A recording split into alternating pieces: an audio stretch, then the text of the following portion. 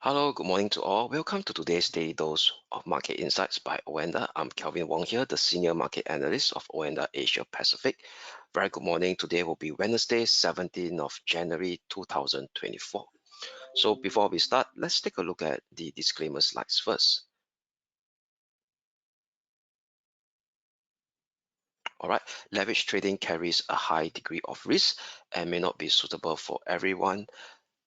Losses can exceed deposits. This presentation is not an offer nor solicitation to buy or sell, nor financial advice or recommendation for any investment product, as well as any forecast, prediction, or projection in this presentation is not necessarily indicative of the future or likely performance of the product.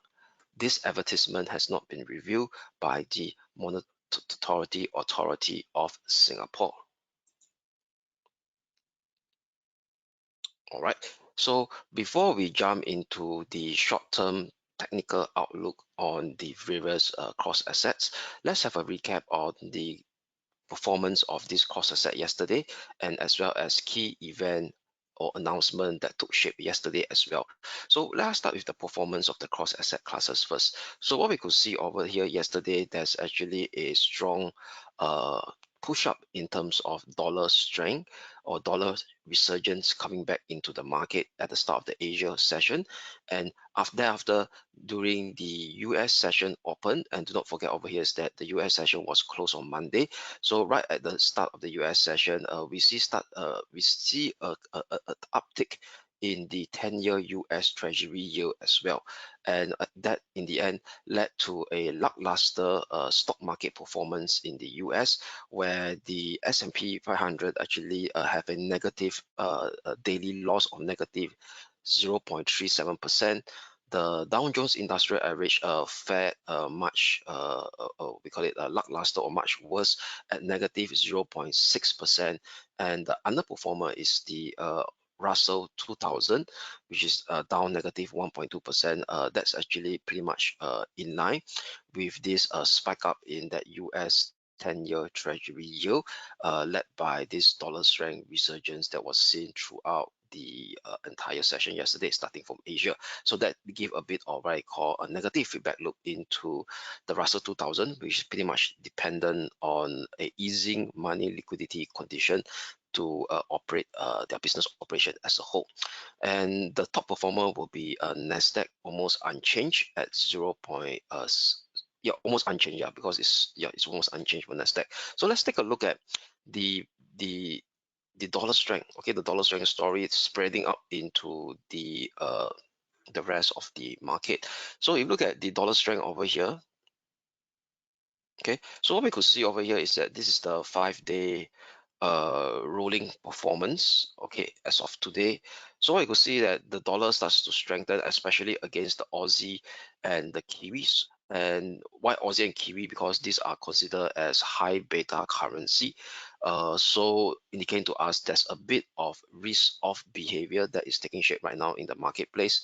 And one of the catalysts could be actually that ongoing geopolitical risk tension that is getting much more impactful or more on the uptick, especially during in the Red Sea and Middle East region. All in all, is in a way directly or indirectly related to the ongoing conflict between Israel and Hamas that is still not yet to be resolved. So this strength in the dollar over here, it has not been supported by the US 2-year Treasury yield premium uptick.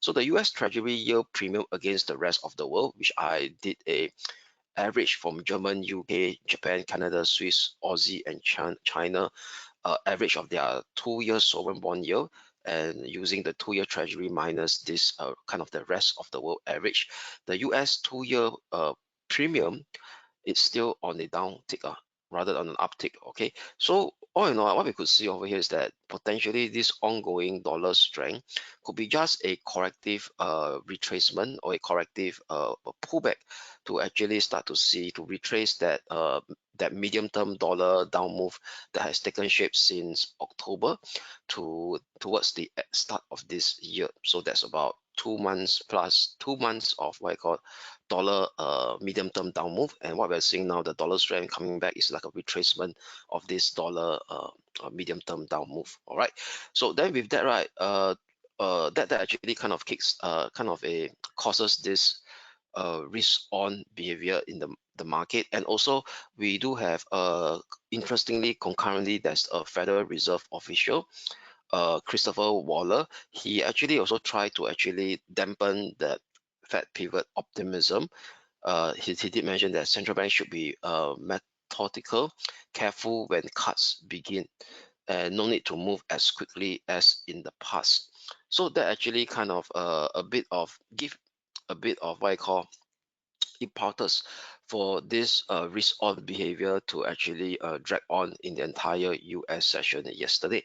So all in all, what we could see right now is the CME Fed Watch 2 over here. You look at the March meeting, right? The March meeting where market is actually looking at for the first rate cut to come in. So it just dips slightly in terms of expectation based on the CME Fed Watch 2. So just to add on, the CME Fed Watch 2, right, is actually based on the pricing on the 30-day Fed Fund futures, where they attempt to do a calculation in terms of odds of, or the or the expectation, or I would say that, or what is market expecting based on the futures, the interest rate futures market.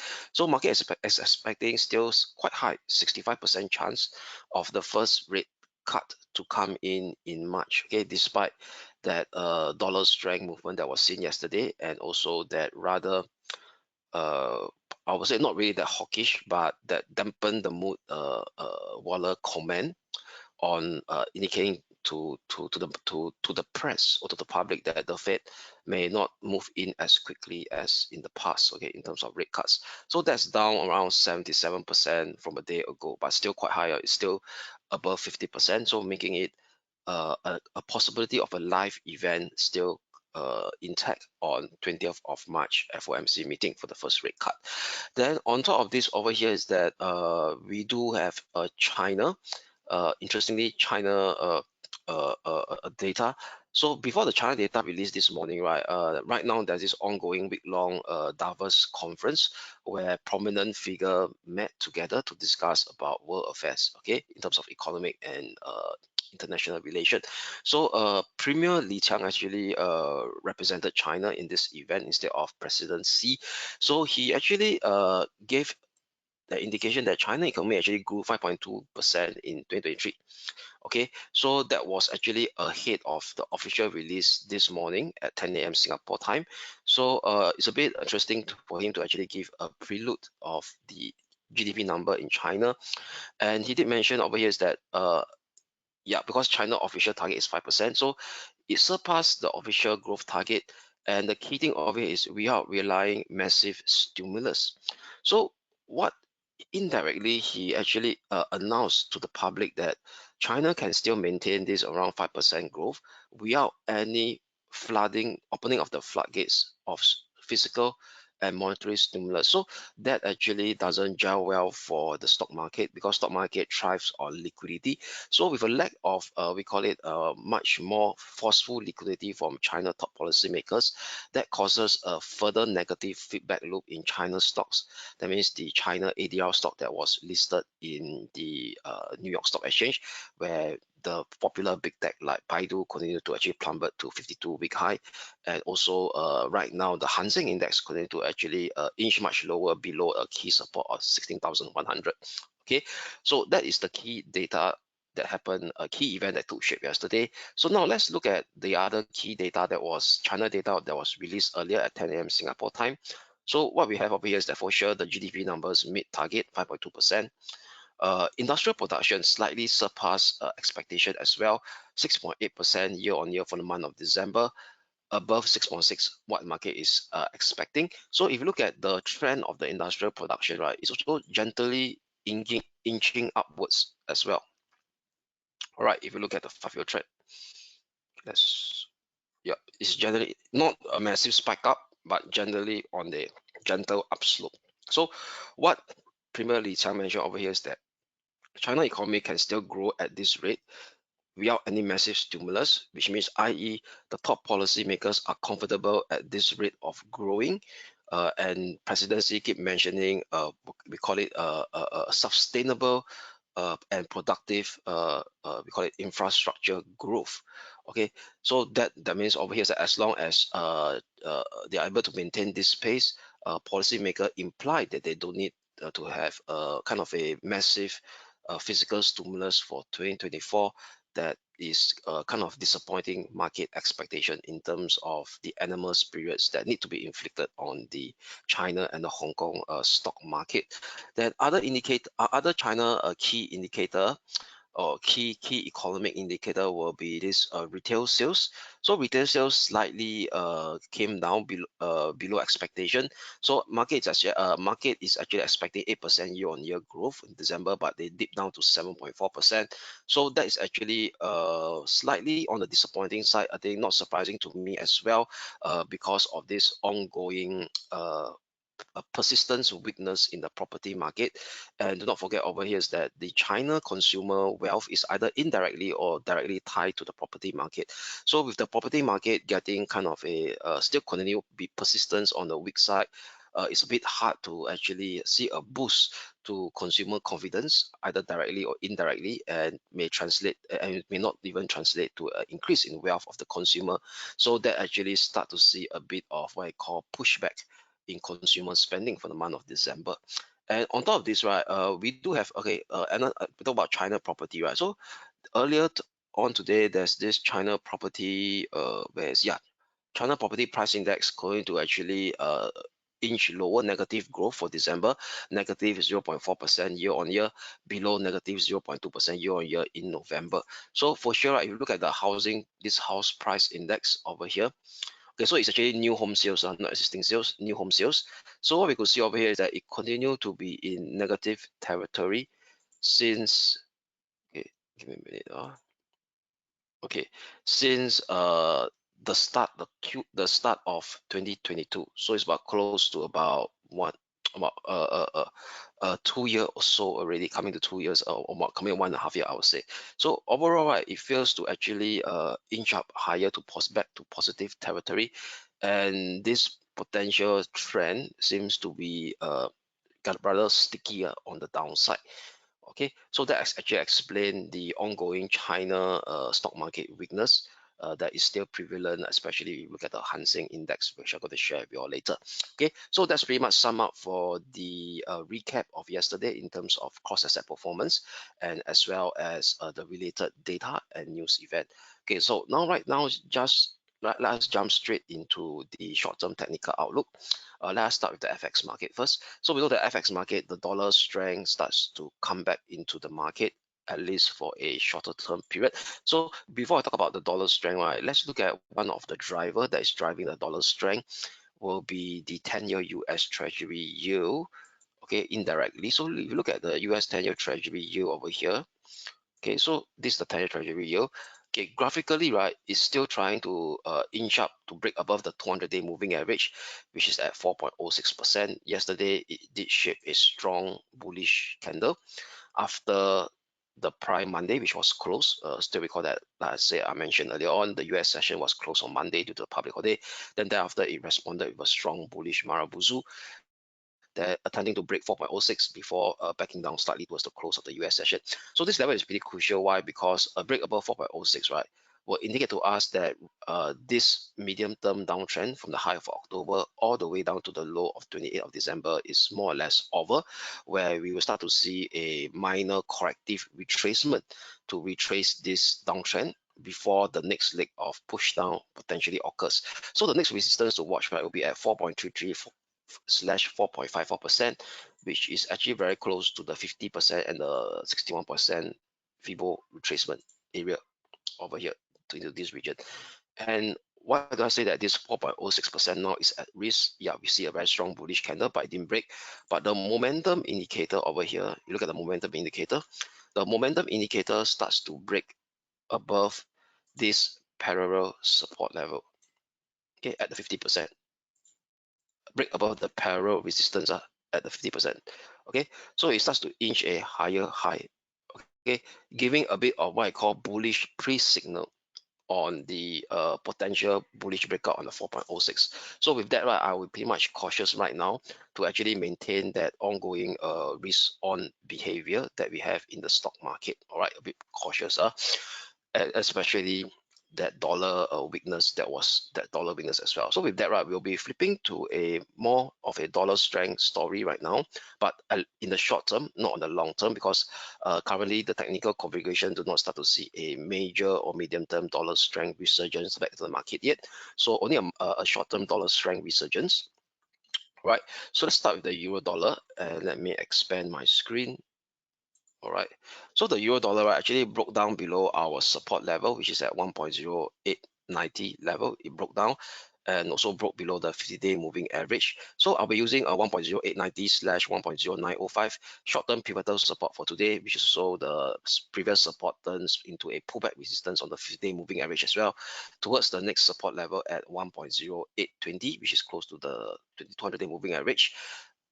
Only a hourly close above 1.0905 will invalidate this short-term bearish bias on the euro dollar to potentially see a squeeze up back to the range, near-term range resistance at 110 figure level. Okay, sterling dollar. So on the sterling dollar over here, very similar as well. It also broke below the 20-day moving average, which is our previously our support around at 1.2680 level mark. So I'll be using 1.2690 as my key short-term pivotal resistance for today. Flip to a bearish bias. First support level to watch 126 figure level. A break below it exposes 1.25550, which is the 50-day 200-day moving average as well. All right. Only an hourly close above 12690 will actually invalidate this short-term bearish bias to see a squeeze up, right, to retest at least in the first step this minor range resistance that is in place since last Thursday at 1.2680 level. Okay, next one will be the dollar yen. Okay, so on the dollar yen, right, very similar as well. Dollar yen, I'll be a bit more cautious out. Okay, so dollar yen squeeze up as well yesterday above break above 14670 short-term pivotal we call it resistance. Okay, it squeezed up and now attempting to go above 14740 level again, but it's, if you look at the RSI, the RSI is at the very extreme overbought level. So given this extreme overbought level, right, and this 14640, right, is a key resistance level in terms of graphical and Fibo. Why? Because it has this minor congestion area from 5th of December last year to 7th of December, and as well as the previous, we call it this previous medium-term downtrend, this previous medium-term downtrend over here from the high of 13th of November all the way down to the low of 28th of December. It's also conversing the 61.8% Fibo retracement level. So given it actually occurred 14740, it actually coincide with these two key technical elements and also coupled with the extreme overbought level as seen on the hourly RSI. I'll be flipping to a neutrality stand first for today and see how the price react. Right, there could be a potential minor pullback around this 14740 and 14625 level. Okay, only an hourly close above 14740, right? Then I could validate a bullish breakout. That means this thing could be getting very hot on the upside potentially, with the next resistance at 14830 followed by 149 figure level. So 149 figure level will be the top of this ascending channel that is in place since 28th of December low, and as well as the Fibo extension over here of close to one-time Fibo extension as well. Okay, so that is the dollar yen outlook over here. Then we have the Aussie dollar. So Aussie dollar yesterday was the first currency that we flipped to a bearish bias over here. So it really hit the target or hit the support level, pardon me, that we have 65.70, 65.55 over here. And right now, right, it's actually testing this support level again.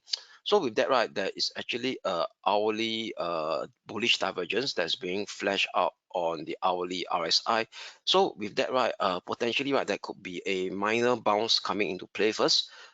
Minor bounce, at least a minor corrective counter trend rebound before that weakness resumes towards the next support at 65.40/65.20.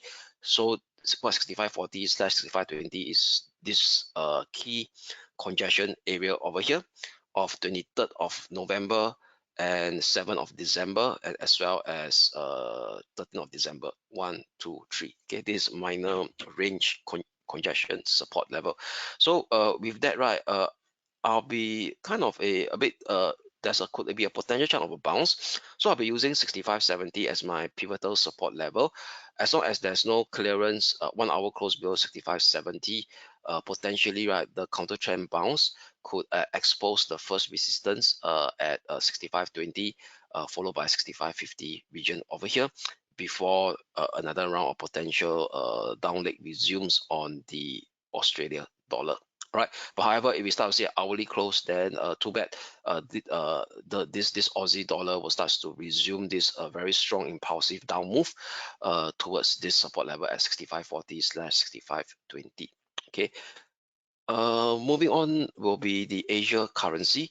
No, not Asia currency, the Asia stock indices, pardon me. So go to the benchmark stock indices. So the weakest over here will be the Hong Kong 33. So the Hong Kong 33, right, previously we do have a FIBO, not FIBO, the support level to watch will be at 15,500. So price action going to meet this support level, 15,500. RSI, no bullish divergence, but at extreme oversold level. So potentially there could be a bit of bounce coming into play with the next support, right, coming in at 15,190, followed by 15,100 level. So all in all, right, there's no signs of what I call a clear bottoming formation, or neither signs of a what I call potential minor counter trend rebound, because there's no bullish divergence that's being flashed out on the hourly RSI yet. Okay, what do we mean by bullish divergence? Is something like this, where RSI go oversold, then thereafter it hit a higher low, but price do lower low over here. Okay, you can see over here there's this bullish divergence.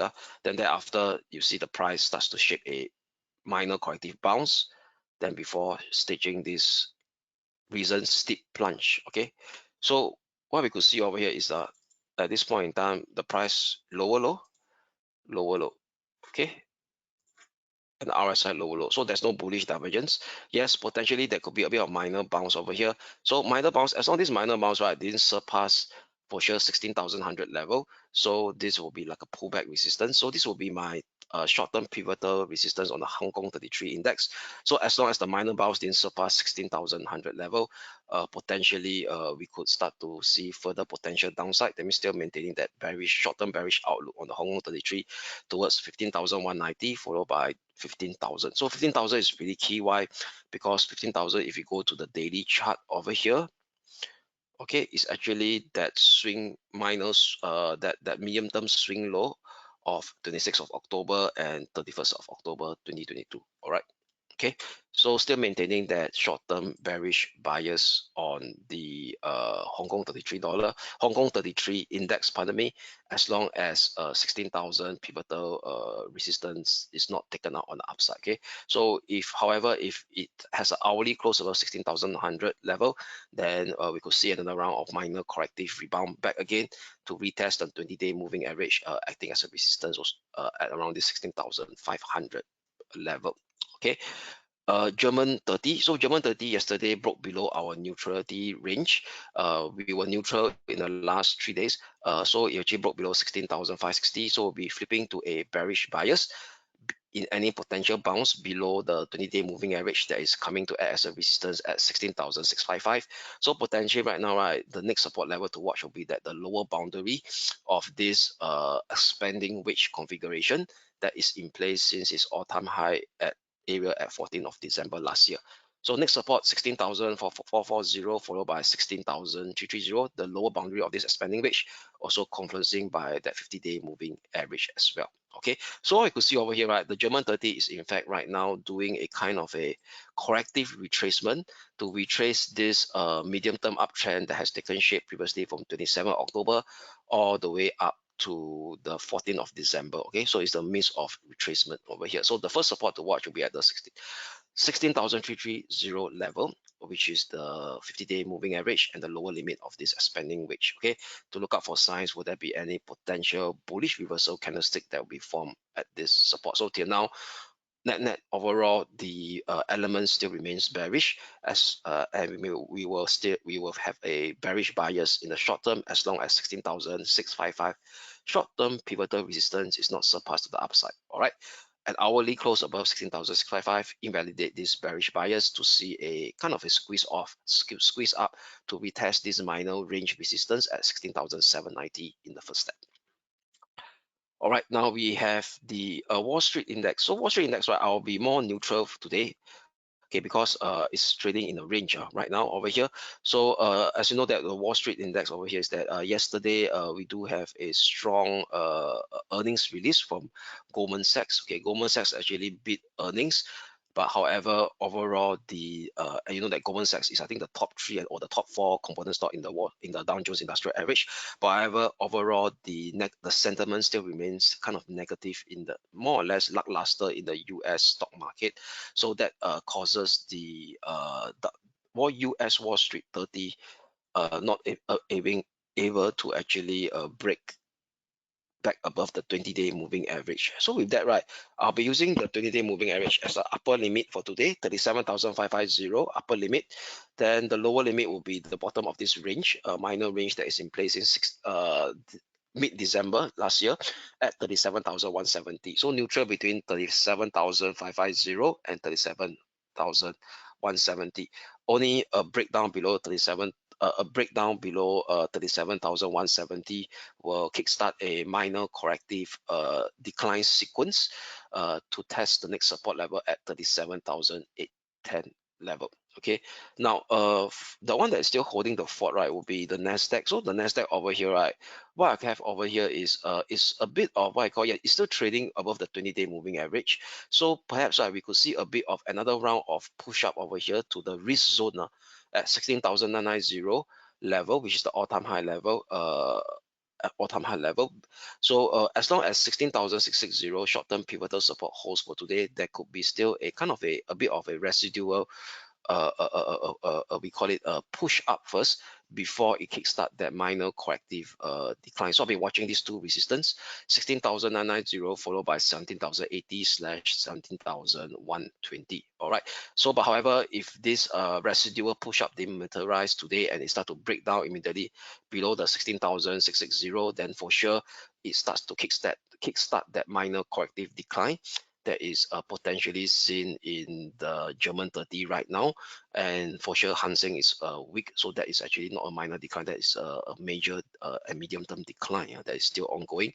So with the Nasdaq breaking below 16,660, the next support level to watch in first step will be the 60,500 slash 16,430 graphical support, and as well as the last push up Fibo 61.8% Fibo retracement right over here. Okay, now before we go on the indices, I forgot will be the all almighty Japan 225 that has a very strong rally last week. So we could see, right, in the Japan 225, we do have a resistance at 36,460 slash 660 yesterday. So yesterday we were bullish, holding above 35,360. We expect that push up. Yeah, the push up took shape. So but what's interesting over here is that after earlier this morning, right, it pushed up holding above the support level. But after that push up, right, it did form a bearish candle over here, a bearish candle with a high of 36,256, which is very close to 36,460, the lower limit of that resistance. And upon hitting this resistance level, then backing down, we start to see the RSI start to shape that bearish divergence, lower high at the overbought level. So this indicates to us, right, this momentum has started to lose strength on the Japan 225 as well. So what we could see over here is that potentially, right, this Japan 225 could also be in the midst of that minor corrective decline scenario. So with that, right, I would want to use this range top 36,220 as my short-term pivotal resistance, a bit tight. So I'll be using 36,660. So as long as 36,660 didn't surpass on the upside, it could be in the midst of shaping that corrective pullback towards the support level at 35,360, followed by 35,000 psychological level, which is the lower limit of this minor ascending channel that is in place since 4th of January 2024. And as well, if we do the Fibo retracement of this entire current last push up over here, is close to 38.2% Fibo retracement. All right, so flipping to a short-term bearish bias on the Japan 225 for that potential ongoing minor corrective sequence to take shape below 36,660. Only an hourly close above 36,660 will invalidate this short-term bearish bias on the Japan 225 to resume this impulsive up move to test the next resistance at 37,000 level. Right, so that's for the Japan 225, and that's also sum up the outlook on the major stock indices. So let us move on to WTI crude. So WTI crude going to trade sideways, still wild swing around the 20-day moving average, but still holding above our pivotal support at 71 figure level. So no change. 71 figure level is pretty key. Why? Because graphically it's over here. Graphical congestion, recent graphical congestion zone from 9th of January to 11th of January, and as well as this minor ascending trendline support from the low of 13th of December. So potentially still kind of a maintaining that bullish bias, but we in a range configuration. So what I could see over here is that at least, right, potentially if this 71 figure level hold, we could see another potential push up to test the range, minor range, that range resistance area at 74.95, followed by slash 76.05 level. Okay, unless we have an hourly close below 71 figure, then potentially, right, we could see a slight again on the West Texas oil to retest 3rd of January swing low at 69.70. Below it sees the key medium term support level at 67.55 slash 67 figure level. All right, then moving on, the lastly will be gold. So let's flip to gold over here. So gold, right, has a bit of we call it conflicting factor impacting gold right now. Yes, political risk tension is holding gold, but however, due to that spike up in that US 10-year Treasury yield, it did a bit of what I call a breakdown below the 20-day moving average. Okay, so right now it's actually resting right exactly at the pullback support of this former minor ascending or minor descending channel turns the pullback support slightly above the 50-day moving average, which is the 2015 short-term pivotal support that we have earlier on. So no change, still maintaining that short-term bullish bias, but only within a much more tighter resistance level. First resistance level to watch 2045, followed by the minor range resistance at 2060. Okay, so only these two levels to watch for today. So it's more like bullish bias within a range configuration. Unless we see an hourly close below 2015, then this bullish bias within a range configuration will be invalidated to see a kind of a further minor corrective decline to test the next support level at 1990/1975, which is this minor congestion lower limit from 12th of December and 13th of December, and as well closely slightly above the key 200-day moving average. All right, so that's sum up for the short-term technical outlook across the various cross asset classes. So now let's take a look at the economic calendar, what to look out for today in terms of data that could actually create a bit of uptick in volatility in the market. So what we have is inflation data from UK that is out at 3 p.m. Singapore time later. So market is still expecting a lower deceleration of core inflation to come down to 4.9% in December from 5.1% year on year in November. So after the inflation data in UK that's out at 3 p.m. Singapore time, we have a couple of ECB officials speak, ECB Sepolon, ECB Villeroy at 4:30 and 5:30 p.m. Singapore time today. Then thereafter, we have the finalized core inflation rate data out from Eurozone at 6 p.m. Singapore time. Then on top of that, it will be a rather quiet session with the fact that in US coming in only data to watch out for is 9:30 p.m. in terms of economic data, retail sales, all right, which is pretty much important. Why? Because that will actually see whether the US economy is still maintaining that Goldilocks scenario to see whether consumers are still willing to spend, okay, during the holiday season as well in December. And we have a slew of Fed speak, Fed Bar, Fed Bowman, and Fed Woods speaking almost at the same time at 10 p.m. and 10:15 p.m. over here. So with that pretty much sum out. Then we have another Fed monetary policy officer speaking, which is the ECB President Lagarde at 11:15 p.m. So I believe all these features are related to their attendance at this ongoing World Economic Forum in Davos. All right. So with that, thank you for your time, and we shall speak again tomorrow. Thank you.